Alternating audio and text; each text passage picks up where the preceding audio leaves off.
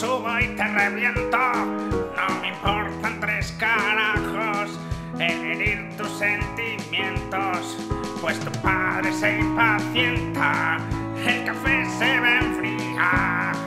Me lavo la cara y bajo, no os vayáis a cabrear.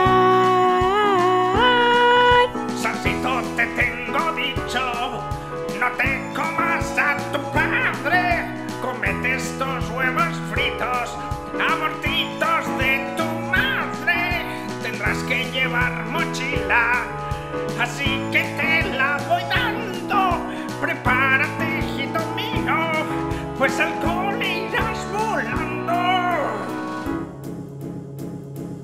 He de hablar de mi miedo, algo de confesar. He de comentarte, madre, que tengo fobia a volar. No puedes ir en serio, deja de bromear. Hazlo por tu padre, no le hagas llorar. No hablo en bromas, mi problema. Pues lo has de superar. Di algo, papá, no me hagas quedar como la